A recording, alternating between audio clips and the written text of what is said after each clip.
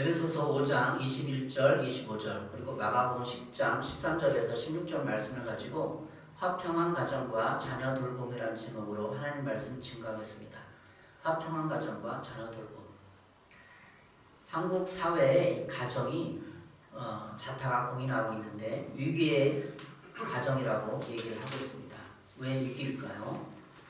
이혼율이 그만큼 높아졌고 별다른 가정도 많이 있고 심각하다는 거죠. 그래서 다 서로가 알고 있습니다. 한 20년 정도 됐죠. 위기의 가정이다.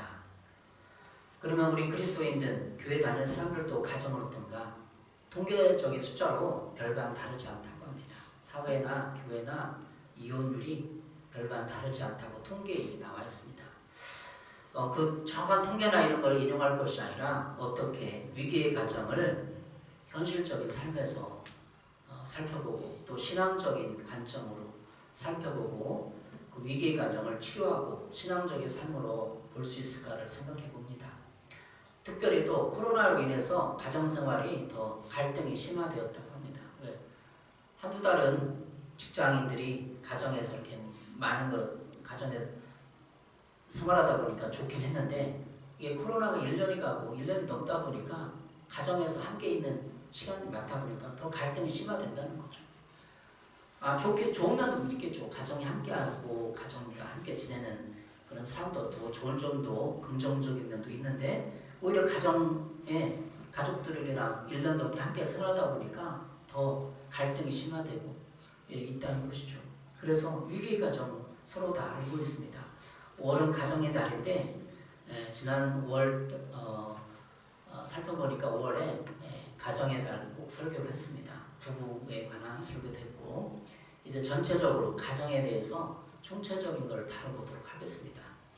그리스도인의 생활을 우리가 빛된 삶에 비유하는데 어떻게 그리스도인이 가정에서 생활해야만 하는가 이렇게 생각을 해보겠습니다.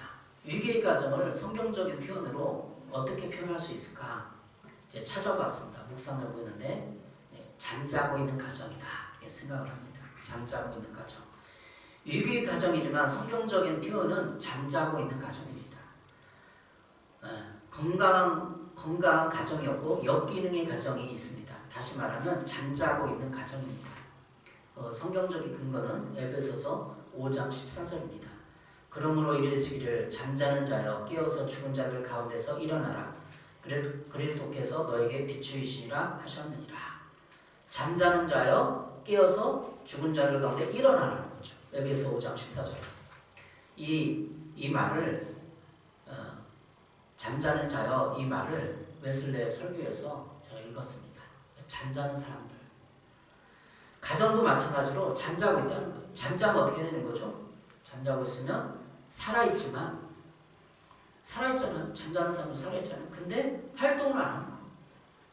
다시 말하면 가정도 한 사람 한 사람이 살아있긴 하지만 활동하고 있지 않은 거예요. 왜? 건강한 가정으로서 아빠는 아빠의 기능을 하고 엄마는 엄마의 기능을 하고 자녀는 자녀의 기능을 하지 못하기 때문에 가정에 위기가 오고 총체적으로 말하면 잠자고 있는 가정이다 말할 수 있는 거죠. 그래서 위기의 가정을 성경적인 표현은 잠자고 있는 가정이다. 이 한편의 설교를 다 될 수 없지만 잠자는 가정을 깨워야 돼. 일어나라. 영적으로 깨어나라. 일어나서 활동하라. 이렇게 깨워야 되지 않겠습니까? 그러면 잠자고 있는 가정을 어떻게 깨워야 될까? 화평하고 자녀 돌보면 어떻게 될까? 성경적으로 찾아보도록 하겠습니다. 어떻게 살아갈지 우리는 먼저 생각을 해야 됩니다. 어떻게 살아가야 될지, 가정에서 내가 어떻게 살아야지, 가정에서 아빠 역할을 어떻게 해야 되지 생각을 해야 돼요. 5월달 되면 생각을 하잖아요. 어린이날 있었고 어버이날 있었고 또 가정의 부부날도 있잖아요. 5월 21일이 부부날이에요. 두 개가 한 개 됐기 때문에. 그래서 가정에 대해서 저는 생각을 하고 5월달 되면 제 자신을 되돌아봅니다. 제가 가정으로서 일을 하고 있는지, 역할을 하고 있는지, 자녀를 잘 보고 있는지 생각을 하면서 설교를 또 하는 거죠. 준비하면서 제 자녀를 성찰하고 되돌아보는 거죠. 에베소서 5장 15절, 17절입니다.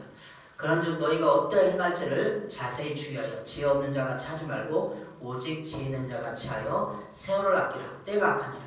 그러므로 어리석은 자가 되지 말고 오직 주의 뜻이 무엇인가 이해하라.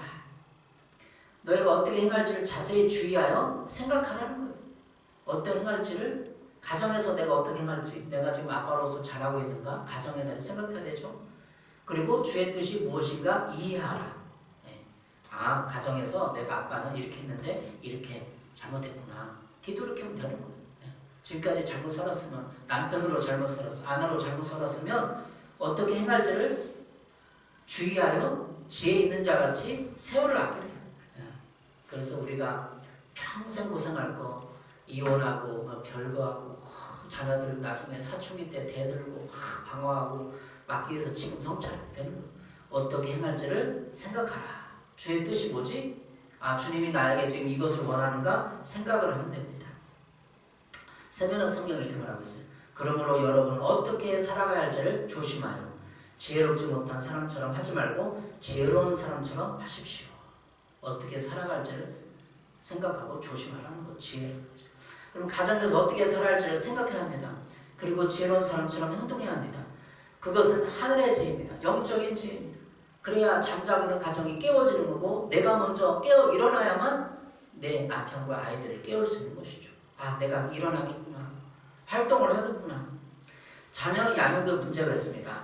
근데 제가 제목을 자녀 돌봄이라고 잡은 이유는 자녀 양육은 작은 문제예요. 그냥 양육이라는 단어는 길르는 거예요. 어떻게 먹을 거 주고, 한국 유교 사회에서의 자녀 돌봄, 자녀 양육은 그냥 먹을 거 주고, 학교 보내주고, 돈 주고, 용돈 주고, 그럼 되잖아요. 근데 보다 더 넓은 의미는 돌봄이, 돌봄은 먹을 거 챙겨주고, 밥 주고, 용돈 주고, 학교 보내고, 그게 아니라 그 영혼을 관찰해야 돼. 내 자녀를 관찰해서 돌봐주는 거.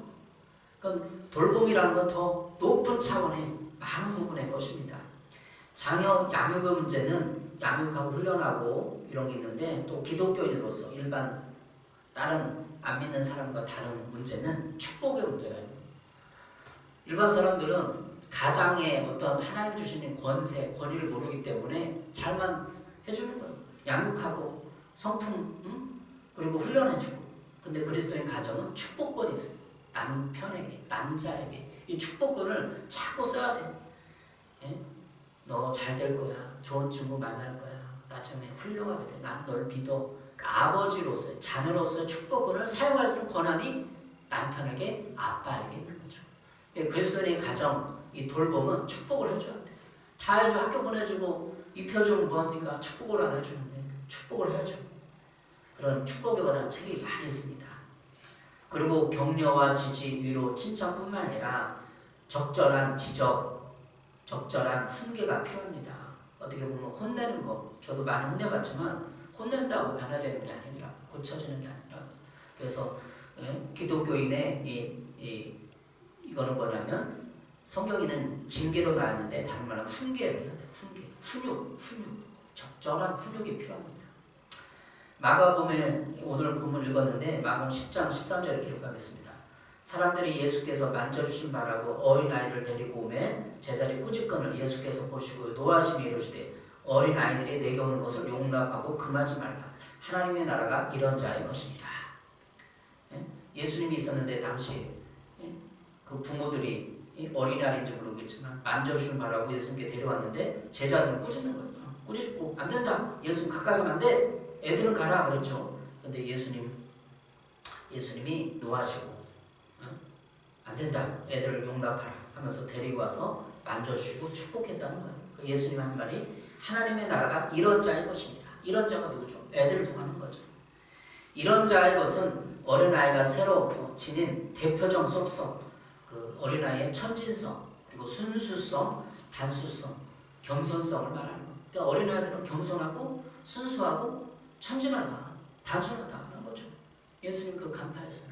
그렇게 돼야만 천국에 간다. 하나님 나라에 갈 수 있다.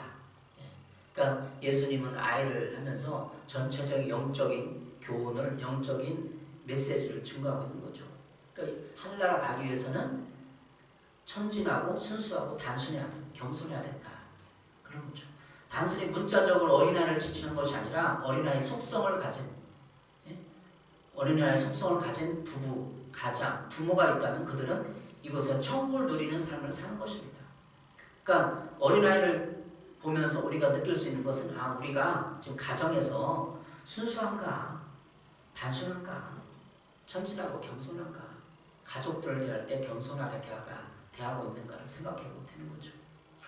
마가복음 10장 15, 16절입니다. 내가 진정으로 너에게 말한다. 누구든지 어린아이와 같이 하나님 나라를 받아들이지 않는 사람은 거기에 들어가지 못할 것이다. 어린아이와 같이 하나님 나라를 받아들이는 것, 그러니까 진리를 받아들이는 것, 성경 말씀, 예수님 말씀을 그냥 그대로 의심하지 않고 받아들여야만 하나님의 나라를 간다는 것. 그럼 가정에서 이 가정을, 잠자는 가정을 깨우기 위해서, 천국으로 만들기 위해서, 하나님 나라를 만들기 위해서 어떻게 해야 돼요? 먼저 겸손하고 순수하고 단순하고 천진해야 된다는 거죠. 어린아이처럼 순수, 겸손, 의심이 없고 신뢰하는 태도를 가져야 하면 하나님의 나라가 이루어지고 심이 되고, 가정에서도 그렇다는 거예요. 가정에서 이 마음 자세가 중요한 거예요. 겸손해야 되고, 하나님의 나라는 인간의 업적이나 공로에 의해서 얻어지는 것이 아니라 믿음을 통해서 하나님의 선물로 주어지는 것입니다. 가정에서 하나님의 나라가 이루어지기 위해서는 부모의 어떤 율법적인 꾸지람, 지적, 헌신이 아니라 끊임없는 사랑과 헌신, 그리고 주님의 십자가에서 피 흘린 것처럼 십자가를 지는 남편과 아내가 있어야 가능한 것입니다. 가정 안에서 부모가 안 싸워야 하나님 나라가 이루어져야 자녀 훈육이, 자녀 양육, 돌봄이 된다는 거예요. 그러니까 부부끼리 싸워놓고 어떻게 자녀를 양육하겠어요? 부부끼리 싸워놓고 그 싸움 분노가 다 어디로 자녀에 가는 거죠. 자녀 학대를 하는 거죠. 그래서 먼저 부모를 이렇게 점검해 보는 겁니다. 훈육의 성경적인 근거를 찾아보겠습니다. 히브리서 12장 5절 6절입니다. 또 아들들에게 권한 것 같이 너에게 권면하신 말씀도 잊었도다. 일러스되 내 아들아 주의 징계하심을 경여기지 말며 그에게 꾸지람을 할 때에 낙심하지 말라. 주께서 그 사랑하는 자를 징계하시고 그 받아들이는 아들마다 채찍질 하심이라 하였으니, 여기서 징계와 채찍질이 나와요. 그러니까 하나님이 우리를 향한 일반 우리 자녀들 향해서 징계하시고 채찍질을 하는 거예요. 그럼 우리 자녀들을 향할 때 징계하고 채찍질을 해야 된다는 거예요. 이게 훈육의 성경적인 근거예요. 근데 여기서 채찍질은 진짜 매질을 해야 되냐 그런 문제는 부차적인 것이고, 하나님은 우리를 징계하시고 채찍질을 한다. 인생에 있어서 돌고 돌지 말고, 그럼 우리도 자녀들 할 때 징계하고 채찍질을 하는데 성경적인 근거를 가지고 하나님 마음을 가지고 해야 된다는 거죠. 인격적인 사랑, 효과적인 훈육이라는 책이 있어요. 두란노에서 나왔는데 제가 참고해서 읽어봤습니다. 인격적인 사랑, 효과적인 훈육. 다 자녀를 사랑하죠. 근데 사랑의 그 색깔이 그냥 열받으면 막 하는 게 아니라 인격적인 사랑을 해야 돼요. 인격적인. 그 효과적인 훈육을 해야 돼요. 무엇보다 중요한 것은 훈육할 때 부모의 내적인 태도예요. 마음 자세예요. 같은 부모가 동일한 교정의 방법을 사용한다 해도 그의 내적 태도에 따라 훈육을 하는 것이 되기도 하고 진보를 하는 것이 되기도 합니다. 아이들은 자신을 향한 어른들의 내적 태도에 민감합니다. 그러니까 열받아서 화내서 막 혼내는 건지, 그냥 나를 위해서 이렇게 가르쳐주는 건지 아이들도 금방 안다는 거죠. 실상 부모 자신은 스스로 화가 나 있는 것을 의식하지 못할 때도 아이는 많은 경우에 부모가 분을 내고 있음을 간주합니다. 그러니까 우리 가정에서 가장 자녀 양육에 문제가 되는 건 부모의 분노예요. 화가 나서 훈육하고 가르치려고 그러면 아이가 반감을 가지고 반항심이 생기고 부모의 진리의 가르침에 따르지 않는다는 거. 저를 뒤돌아봐요. 내가 화나는 상태에서 우리 아이를 막 가르치고 혼냈는지를 뒤돌아보는 거예요. 부모가 자녀를 징벌하지 않고 바로 훈육하기 위해서는 분을 다스리는 방법을 알아두는 것이 필요합니다. 여러분이 화가 났을 때 아래 제안 중에서 몇 가지를 시도해 보시기 바랍니다. 첫 번째는 즉각적으로 교정하려고 심한 말을 쏟아붓지 마십시오. 아이들이 뭐 잘못해서 말 안 들었어. 큰 잘못을 저질러 즉각적으로 교정하려고 하면 심한 말을 쏟아붓지 마십시오. 막 쏟아붓고, 특별히 여자들이 그렇잖아요. 여자들 막 쏟아붓고 막 잘못한 거 다 끄집어내서 얘기하는데, 남자들은 회초리에 들고 매를 하고, 기독교 가정교육은 그게 아니라는 거죠. 예. 분을 자제하지 못한 상황에서 훈육의 방법으로 매를 사용하는 것은 위험합니다. 학대가 될 수 있어요. 두 번째, 이렇게 상황에서 몇 분간 아이와 분리되어 있으십시오. 화가 나면 다 쏟아붓고 딱 하지 말고 아이를 그대로 놔두고 자기는 자기 방에 가 있어야 돼요. 몇 분간, 한 5분 정도, 3분 정도면 좋겠죠. 세 번째, 화가 나 있음을 스스로가 인정하고 분을 다스릴 수 있도록 주님께 간구하십시오. 네 번째, 당신이 화가 왜 났는지 스스로 생각할 수 있도록 주님께 도움을 청하십시오. 이 3번, 4번, 3번, 네 번째는 기독교인 가정에서 해야 돼요. 예수 안 믿는 사람은 그냥 불리할 수 있는데 주님께 요청할 수 있어요. 우리는 주님, 제가 화를 다스릴 수 있도록 도와주십시오. 기도하고 당신은 왜 화났는데 스스로 생각할 수 있도록 주님께 도움을 요청하고 주님, 제가 왜 화가 납니까? 이거 작은 걸 잘못했는데 내가 왜 화났습니까? 하고 주님께 도움을 요청하라는 거예요. 그게 우리 믿는 사람들이 해야 할 도리 아닙니까? 그리고 권리 아닙니까? 때로는 그 화가 아이를 향한 것이라기보다는 아이를 진작 고쳐주지 못하고 오랫동안 같은 상황을 지속되어 온 자기 자신을 향한 분노일 수도 있습니다. 내가 계속 얘기해 듣는데 안 들어. 근데 그 아이를 향한 분노가 아니라 내 자신에 대해서 이제 절망감이 드는 거야. 계속 얘기했는데 안 들어. 안 고쳐줘. 그럼 자기 자신의 분노심이 더 크다는 거예요. 그 3번, 4번은 우리 예수 믿는 사람부터 해볼 일이에요. 다섯 번째, 진정이 된 후에 아이에게 가서 그를 고쳐주기 위한 행동을 하십시오. 진정이 좀 돼야 돼요. 한 3분, 5분 동안 아이가 떨어져 있었고 너도 생각을 해봐라. 자기 방에 가서 진정이 되면 아이를 고쳐주기 위해서 행동을 취하십시오. 이게 그 책에서 말하는 5가지 단계들입니다. 여러분, 그 아이를 훈육하기 위해서 우리가 저도 많이 혼내봤지만 혼낸다고 되는 게 아니더라고요. 그러니까 혼낸다는 표현도 어떻게 보면 나쁜 거예요. 기독교적이지 못한 거예요. 자녀에게 자존감을 심어주는 일을 해야 됩니다. 자존감. 자녀의 긍정적임을 확인하고 인정해 주라. 자녀를 연구하고 그의 똑똑함을 이해하라. 그 똑똑함. 우리 아이를 보니까 감성적이에요. 저는 이성적이거든요. 아이를 훈육할 때 아이가 감성적이기 때문에 그 독특함이 있어요. 논리적으로 얘기를 하는데 논리적으로 안 받아들이는 감성이기 때문에 마음을 많이 만져줘야 돼요. 그렇구나. 뭐 속상한 거 있으면 먼저 위로를 해주고, 그리고 감정이 사그라들면 논리적으로 네가 잘못한 거, 그 사람이 잘못한 거, 환경이 이렇구나 하면서 논리적으로 얘기를 해줘야 돼요. 먼저 감성이 중요하더라고요. 이렇게 자녀를 연구하고 독특함을 이해하라. 그리고 집중된 관심을 보이고 자녀에게 소속감을 심어주고 자신감을 북돋우라. 집중된 관심 보이면 내가 가치 있구나. 한 사람으로서 관심을 받으면서 가치감을 느끼고 소속감을 키워주는 거죠. 그리고 자녀를 언제나 믿으라. 그러니까 일관성 있는 규칙의 고수. 이것도 중요한 거죠. 아이에게 자존감의 기초를 여러분께 설명했습니다. 자존감을 길러줘야 되는데 아이에게 자존감을 세워주기 위해서는 부모 자신의 자존감을 먼저 세우는 것이 중요합니다. 부모의 자존감이 낮다면 자녀의 자존감을 세워주는 것이 매우 어려울 것입니다. 모리스 와그너는 자존감을 자신을 특별한 사람으로 여기는 것이라고 규정했습니다. 자존감 뭐라고? 자신을 특별하게 여기는 것.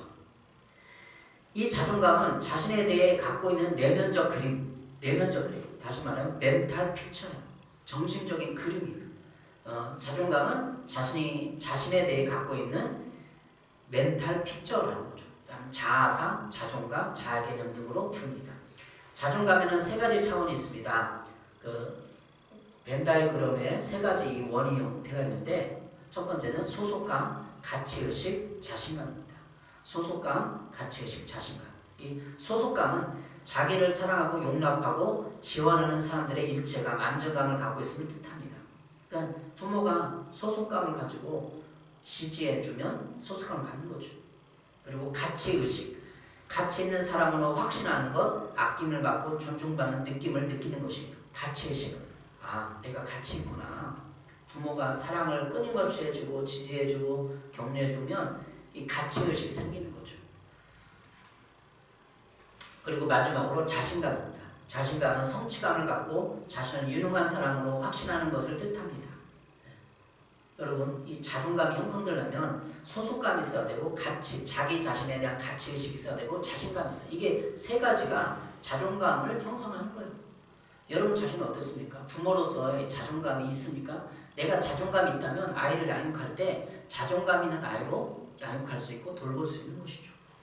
인간은 누구나가 서로에게 자존감을 지켜줘야 합니다. 부모가 어떻게 서로의 자존감을 지켜주는가를 통해서 자녀도 서로 부모의 자존감을 세워주는 걸 보면서 자기도 자존감이 형성되는 거죠. 우리에게는 예수님의 빛을 통해 내가 다른 사람들, 특히 가족을 힘들게 하고 자존감을 짓밟고 있는지를 뒤돌아봐야 합니다. 인간은 스스로 자존할 수 없습니다. 누구도 혼자 살아갈 수 없어요.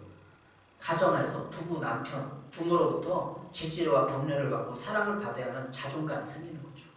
하나님의 사랑과 은혜를 받아야 합니다. 또한 가정에서 가장 친한 친밀감을 누리는 가족들로부터 상호 지지와 자존감을 지켜줘야만 살아갈 수 있는 존재들입니다. 자존감을 키워가는 방법을 생각을 해보겠습니다. 어떻게 자존감을 키워가는가? 그리스도인은 세상에서는 결코 기대할 수 없는 용납을 받은 사람들이에요. 우리는 예수님의 십자가를 통해서 무조건적으로 받아주는 경험했잖아요. 삼위 하나님으로부터 오는 무조건적인 용납을 받음으로써 자존감을 키워갈 수 있습니다. 성부 하나님은 우리를 그의 가족으로 삼음으로써 우리에게 소속감을 공급해 주십니다. 우리는 예수 그리스도를 받아들이면서 하나님의 가족이 된 것입니다. 그러니까 깨어진 가정, 엮이는 가정에서 상처받은 사람들이 교회 와서 하나님의 아버지라 부르면서 신앙생활하면서 이 소속감이 치유가 되는 거죠. 그리고 하나님의 아들 예수 그리스도는 우리에게 가치의식을 허락했어요. 예수님이 왜 나를 위해서 십자가에 죽었나 생각보다 금방 자기 자신이 가치 있다는 것을 느끼게 돼요. 우리가 의롭지 못함에도 불구하고 우리를 위해 죽으심으로 우리의 행위에 근거하지 않고 단지 우리 존재 자체에 가치를 부여하신 것입니다. 깨어진 가정, 율법적인 가정에서 학대받은 가정에서 자랐어요. 그러면 예수님을 구주로 영접하면 단지 우리 존재 자체에 대해서 가치를 부여해주는 거예요. 가치를 내가 스스로 부여해주고 해석하기 때문에 가치의식이 살아나는 거죠. 성령님은 우리로 하여금 우리 자신이 일이 아닌 하나님의 일을 하도록 도우심으로써 우리에게 자신감을 심으셨습니다. 성령님은 어떻게 살고 무엇을 해야 할지를 순간순간 영적인 감각을 통해서 가르쳐 주심으로 우리 자신감을 북돋워 주십니다. 그러니까 성령님은 자신감을 주시고 예수님은 가치감을 주시고 가치감을 느끼게 해주시고 하나님 아버지는 하나님 가족으로 소속감을 주는 거예요. 자존감 없이 학대받은 적 아주 컸어요. 그러면 예수님을 믿고 신앙생활 교회에 오면 하나님, 삼위 하나님의 그런 돌봄과 교회의 관계 속에서 자존감이 세워지는 거예요. 치유되는 거죠. 본론으로 들어가겠습니다. 이제 본론이에요. 화평한 가정을 위해서 어떻게 해야 되느냐? 로마서 5장 1절입니다. 그러므로 우리가 믿음으로 의롭다 하심을 받았으니 우리 주 예수 그리스도 말미암아 하나님과 화평을 누리자. 하나님과 화평. 화평한 가정을 이루면 먼저 하나님과 개인이 화평해야 되는 거죠. 하나님과 화평을 누릴 사람들이 될 때 건강한 가정, 화평한 가정이 되는 거예요. 주 예수 그리스도 말미암아 하나님과 화평을 누리자. 예수님을 받아들이면 가치감이 상승하고 성령님의 도움으로 하나님과 화평을 누릴 수 있습니다. 자, 그러면 이렇게 했는데 화평 가정을 이루기 위해서 자녀에게 포커스를 맞췄잖아요. 부부 다툼의 원인을 살펴보겠습니다. 부부는 왜 다투는가? 예전에는 심리학적으로 이렇게 이해하고 봤잖아요. 부부 다툼 왜 다투는가? 성경적인, 원리적인, 핵심적인 걸 찾아보겠습니다. 첫 번째, 선악의 기준 차이 때문이에요. 선악의 기준. 부부가 왜 다투죠? 선악의 기준 차이. 창세기 3장 5절입니다. 너희가 그것을 먹는 날에는 너희 눈이 밝아져 하나님같이 되어 선악을 알 줄 하나님이 아심이라. 아담과 선악과를 따먹었어요. 따먹었기 때문에 자기 기준이 생기는 거예요. 그 선악과라는 것은 선악을 알게 하는다. 다시 말하면 여기 선악과는 긍정적인 거야, 부정적인 거예요. 내가 선악과를 따먹으로써 말미암아 하나님의 기준을 재어버리고 자기가 기준이 된 거예요. 자기가 기준. 그러니까 자기가 기준이 됐기 때문에 악이죠. 하나님 기준이 아니니까 악인 거예요. 이 선악과, 선과 악을 나는 기준이 자기 자신이 되었다는 것이 창세기 3장 5절에 선악과를 따먹었다는 기준이에요. 하나님이 기준이 되면 부부를 판단하지 않는데 내가 기준이기 때문에 부부를 판단하는 거죠. 따라서 선과 악의 기준이 다르기 때문에 서로 싸우는 것입니다. 책임 전가하는 것이죠. 여러분, 저도 부부싸움 해보고 모든 사람들 부부싸움 해볼 텐데 달라도 너무 달라. 남자와 여자가 다르고 생각이 다르고, 그래서 다르기 때문에 싸우는 거 아닙니까? 다르기 때문에 싸우는 선과 악의 기준이 다르다는 거예요. 아담과 하와의 책임 전가 다르기 때문에 그런 거죠. 왜 책임 전가합니까? 죄성이기 때문에. 책임 전가해야 자신을 지킬 수 있다고 생각하기 때문에 그런 거죠.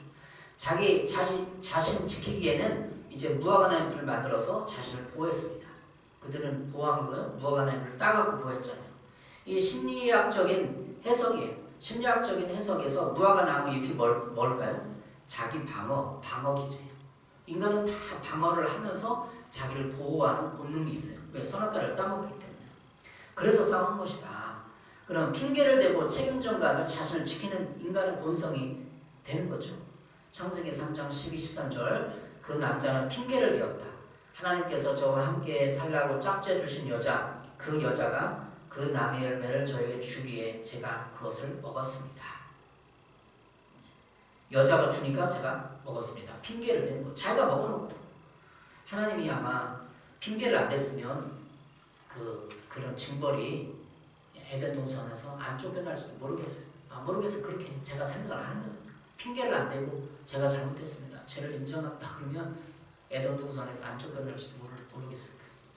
어쨌든 선과 악의 기준이 다르기 때문에 싸운다는 거죠. 부부 다툰다는 거죠. 그러면 예수를 믿었어요. 예수를 믿으면 뭐가 기준이죠? 예수님이 기준이에요. 진리가 기준인 거예요. 그러니까 부부가 다툼할 때 네 주장 내 주장 하지 말고 예수님은 어떻게 말하고 있나, 성경은 어떻게 말하고 있나, 하나님은 어떻게 말하고 있나, 진리를 생각을 해보고 타협할 수 있고 진리에서 가정을 이끌어 갈 수 있는 거죠. 두 번째, 부부 다툼이 하는가, 지배, 피지배의 관계가 형성되었습니다. 창세기 3장 16절입니다. 여자에게는 이렇게 말씀하였다. 내가 너에게 임신하는 고통을 크게 더할 것이다. 너는 고통을 겪으며 자식을 낳을 것이다. 내가 남편을 지배하려고 해도 남편이 너를 다스릴 것이다. 세번역 성경은 내가 남편을 지배하려고 해도, 선악과를 따먹어서 인간 타락한 인간 본성에 뭐가 들어왔죠? 지배 욕구가 들어왔어요. 지배 욕구. 인간의 부부관계의 적은 지배 욕구입니다. 남편을 지배하려고 욕구가 여자에게 들어왔습니다.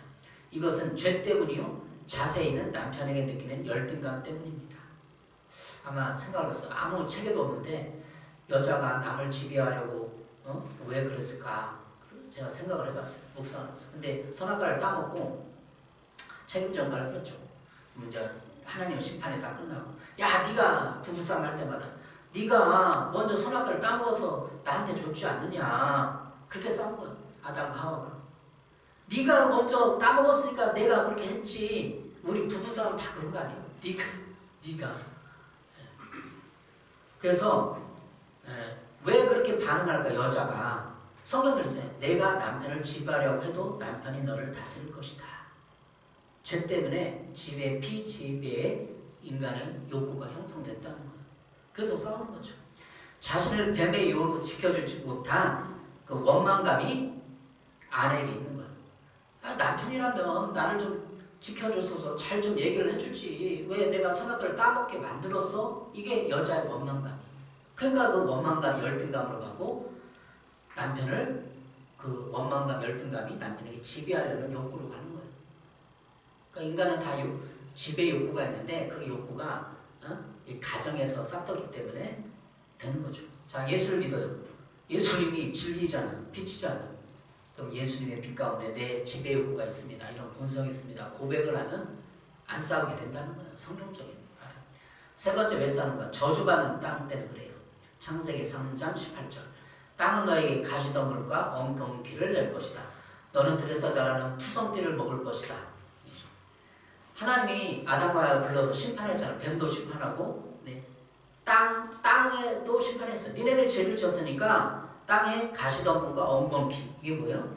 외적 환경이라는 거죠. 외적 환경이, 우리가 아무리 부부가 사랑하고 부부가 노력해도 외적인 환경이 우리를 가시덤불과 엉겅퀴를 내갖고 자꾸 우리 가정을 무너뜨리고 싸우게 만들고 책임전가게 만든다는 거예요.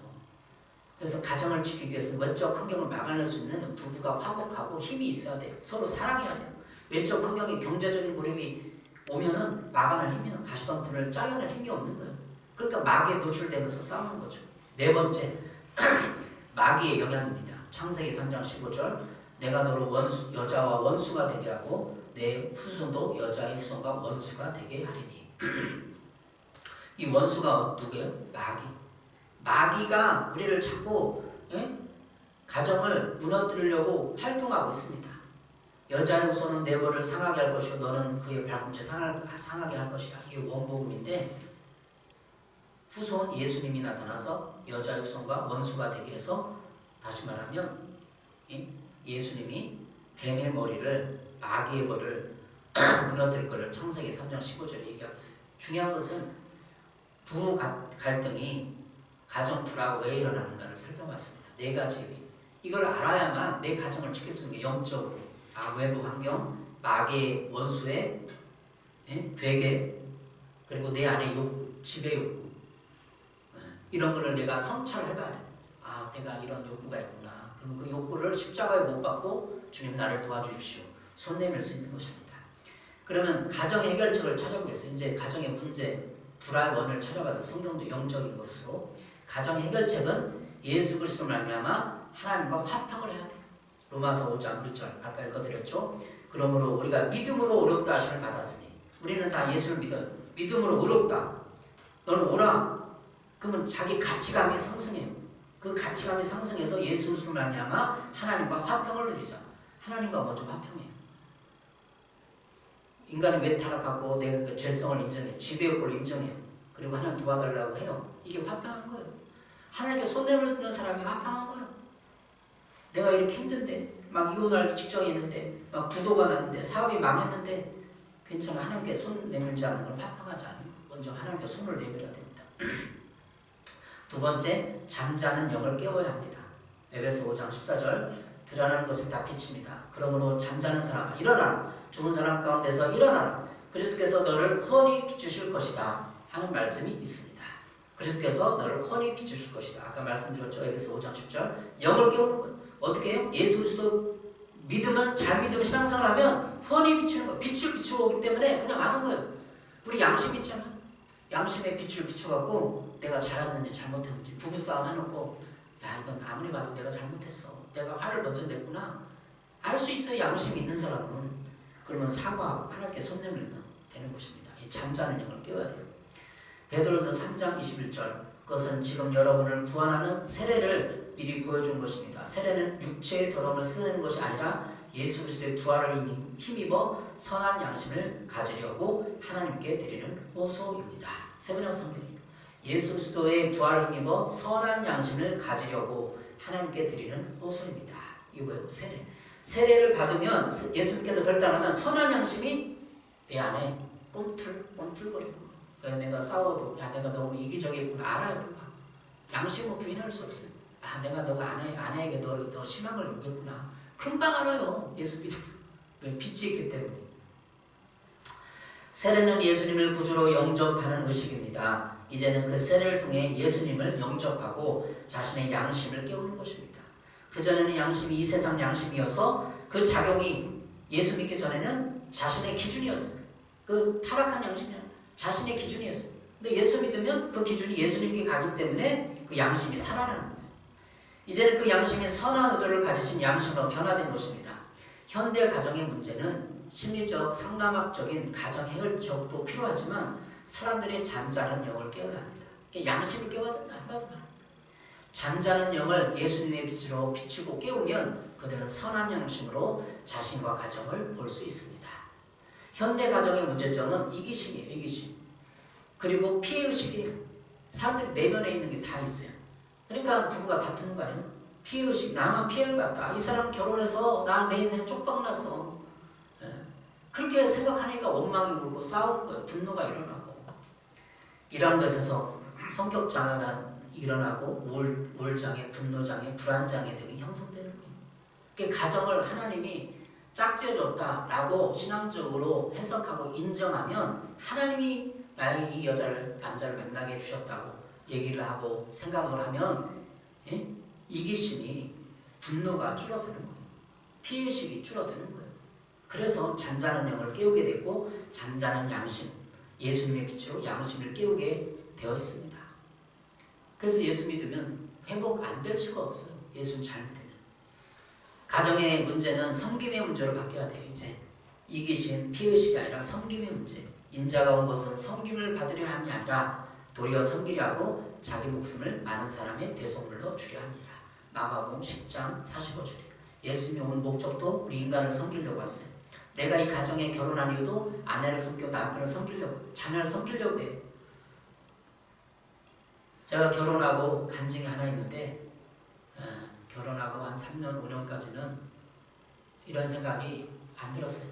가정은 그냥 이렇게 옛날에 구습으로 생각을 많이 했는데 결혼 3년 됐는데도 안 바뀌는 거예요. 서로가. 그래서 내가 생각을 바꿨어요. 성경적인 관점을 내가 스스로 갖자. 성경적인 것으로 내가 살아가자 하고 섬김으로 가정을 보기 시작해서 섬김이다. 무조건 섬김. 시간도 드리고 이것도 드리고 무조건 섬기. 예수님 섬기러 오는데 나는 왜 못 섬기나? 섬기기 시작했어요. 그리고 제가 목회를 시작하고 하면서 무조건 설거지. 그냥 쏜살같이 있어. 무조건 설거지. 제가 음식은 잘 못하니까 무조건 설거지. 끝나면 가서 국 빨아달라고 설거지. 제가 많이 바뀌었어요. 저도 고민을 많이 해서 결혼 3년 전까지는 내가 생각이 안 바뀌었어요. 근데 이 섬김이라는 걸로 이런 가정에 대한 걸 보면서 무조건 섬기려고 노력을 하고 있습니다. 돈과 시간, 에너지로 섬겨야 됩니다. 돈, 시간, 에너지. 현대 가정을 보겠어요. 왜 이혼이 높고 가정이 파괴되는 거죠? 사랑의 결함이 아니기 때문에 시간, 에너지를 어떻게 써야 될지 모르기 때문에 내 자신만을 쓰려고 하고 이기심을 부리기 때문에 창세기 2장 24절 이렇게 말하고 있어요. 그러므로 남자는 아버지와 어머니를 떠나 아내와 결합하여 한 몸을 이루는 것이다. 한 몸을 이루는 것. 한 몸. 여기서 한 몸은 one body, 몸도 하나예요. one mind, 정신도 하나예요. one spirit, 영도 하나예요. one vision, 같은 뜻과 같은 비전을 가져야 되는 거죠. 그리고 one pocket, 재정이 하나예요. 그러니까 남편 벌어서 남편은 따로, 여자는 따로가 아니라 재정도 하나. 우리가 세상과 다른 예수님이 가정이 세상과 다른 가정이 뭐죠? 세상에 많은 사람들도 one pocket, two pocket. 너는 네가 벌어서 네가 쓰고 나는 내가 쓰니까 이혼하는 거예요. 피의식 있는 거예요. 나는 왜 이렇게 결혼 지참금도 많이 가지고 왔는데 너는 쫓겨 가지고 왔냐? 피의식에 젖어 있는 거죠. 재정이 하나라는 것을 꼭 명심해야 됩니다. 재정도 하나. 현대 많은 가정에 주식회사죠. 전략회사. 내가 많이 가져왔으니까 내가 많이 뽑아야 된다. 내가 많이 부려야 된다. 그런 법이었어요. 결혼은 사랑인데 예수 믿는 가정도 이렇게 생각을 하고 있어요. 만 포켓이 아니라 투 포켓이니까 싸우는 거예요. 경제적인 이 하나가 되어야 온전한 그리스도의 가정이 될 것입니다. 영이 깨어난 사람, 양심이 깨어난 사람은 예수님처럼 섬기게 되어 있습니다. 가정 세미나에서 가정 역할에 가장 발달 심리 이해를 했어요. 그건 부족해요. 그러나 우리 그리스도인은 영적 이해, 사랑의 원인, 사랑의 핵심을 이해해야 합니다. 하나님이 짝져줬고 사랑하라 명하셨어요. 하나님이 사랑하라 명했는데 싫어요. 나 사랑 안 할 거예요. 난 피해만 봤어요. 이혼하겠어요. 하나님의 사랑의 명령에 부합하지 않는 거죠. 에베소서 5장 33절입니다. 그러나 너희도 각각 자기 아내 사랑해를 자신같이 하고 아내도 자기 남편을 존경하라. 아내도 자기 남편을 존경하라. 남편과 아내는 죄성을 가진 인간이지만 예수님을 받아들이고 영접하고 예수님이 그 양심의 빛을 비추면 성령님이 그 마음 안에 있는 양심이 회복된 하나님의 자녀로 보라고 설득하는 거예요. 너 남편을 볼 때 하나님의 자녀로 봐. 직장 다녀서 돈 많이 벌고 적게 벌고 보지 말고 하나님의 자녀로 봐라. 궁일이 여기라. 이런 거죠. 아내가 남편을 존경했을 때 남편이 자존감이 세워지는 것이고 자존감이 높아지는 것입니다. 아내도 자기 남편을 존경하라. 남편이 성공하려고 하려면 아내의 자존감을 건드리지가 않고 아내가 자존 건드리지 않고 세워주는 지혜가 있어야 합니다. 그래서 자존감 얘기했지만 아내도 남편을 존경했을 때 남편의 자존감이 세워져서 그 자존감으로 일했을 때 밖에 나가서 성공할 수 있는 것입니다. 여러분은 그리스도를 두려워하는 마음으로 서로 순종하십시오. 아내이신 여러분, 주님께 순종한 것 같이 남편에게 순종하십시오. 그리스도께서 교회의 머리 되신 것 같이 남편은 아내의 머리이기 때문입니다. 그리스도께서는 그분의 몸인 교회의 구주이십니다. 교회가 그리스도께 순종하는 것 같이 아내를 또 모든 일에 남편에게 순종하십시오. 남편이신 여러분, 그리스도께서 교회를 사랑하셔서 교회를 위하여 자기를 내주신 것 같이 아내를 사랑하십시오. 에베소서 5장 21절에서 25절 말씀입니다. 새벽 성경 읽었어요. 여기서 뭐가 나오죠? 서로 순종이 나와요. 서로 순종. 순종하고 섬기고 서로 사랑의 삶을 살아갈 때 그리스도께서 교회의 머리 되신 같이 순종하고 그리스도께서 자기를 십자가에 내주신 것처럼 사랑해야 합니다. 서로 순종은 서로의 자존감을 세워주고 그 인격을 존중해 주는 것입니다. 사랑하면 순종하게 되어 있습니다. 내가 아내에게 부탁을 하고 이렇게 하라고 하는데 순종하지 않았어요. 그럼 자존감이 박살나는 거예요. 자녀들 앞에서 여보 이것 좀 해줘요. 여보 좀 저거 좀 갖다 줘요. 근데 아내가 말을 안 들어. 남편의 자존감이 박살나는 거예요. 자녀들도 그걸 보면서 아 엄마도 아빠 말 안 듣는데 나도 안 들어도 되는구나. 무식으로 심어지는 거예요. 그러니까 서로 순종이 중요해요. 여보 물 한 잔 갖다 줘요. 네 갖다 줘야 돼요. 제가 고등학교 때 제가 그때 교회 다녔는데 참 특별한 경험을 했어요. 어느 집사님 가정을 젊은 집사님 가정을 제가 고등학교 때인가 학생회 생활하면서 가게 됐는데 남편이 여보 뭐 이렇게 좀 갖다 줘요 뭐 하니까 네 일본 사람들이 하이 그러더라고. 하이 그 사람 한 게 아니라 끝듯이하게 남편을 하더라고. 깜짝 놀랐어요 저는 그때. 그래서 가정의 질서를 세우려면 아내가 이렇게 서로 존중하죠. 아이 앞에서 네 이렇게 일본 사람은 그러잖아. 하이 근데 그렇게 어떻게 보면 간사하게 하지는 않지만 서로 순종해줘야 자녀가 그러면서 가정의 질서를 배우고 순종을 배우게 되어 있는 거죠. 저도 아내 말을 100% 못 들어요. 근데 들으려고 노력을 하고 귀를 열어놨는데 아내 말을 잘 들어야 돼요. 그러니까 서로 자존감이 세워지는 거예요. 그냥 막 사랑하라 한마디는 안 되잖아요. 자존감을 세워주라고 금방이에요. 자존감을 세워줘야 돼요. 서로 말 잘 들으면 자존감이 올라가요. 자존감이 되려면 말을 잘 들어요. 순종해야 돼요. 서로 순종하십시오. 아내신 여러분, 성경 말하고 있잖아요. 중간에 막힌다면 헐어주셨습니다. 막힌다면 헐어져야만 가정의 문제가 해결되는 에베소 2장 14절. 그는 우리의 화평이신지라 둘로 하나를 만드사 원수된 것 곧 중간에 막힌 담을 자기 육체로 오시고. 예수님 우리 화평이시고 둘로 중간에 막힌 담을 헐어주셨죠. 십자가로 다 헐어주셨잖아요. 우리가 서로 인격적인 것을 인정하고 인격이 될 때 서로 섬길 때 순종할 때 온전한 가정이 회복되는 거예요. 많은 그리스도 가정, 세상의 가정들이 왜 싸우고 온가를 살펴봤어요. 이런저런 이유로 많이 다투고 불화하기도 합니다. 그러나 자존감을 세워줘야 돼요. 최근에 제가 몇 년 전인가 이런 얘기를 누님이 그 아파트에서 봤는데 남자가 떨어져 죽었대요. 자살했대요.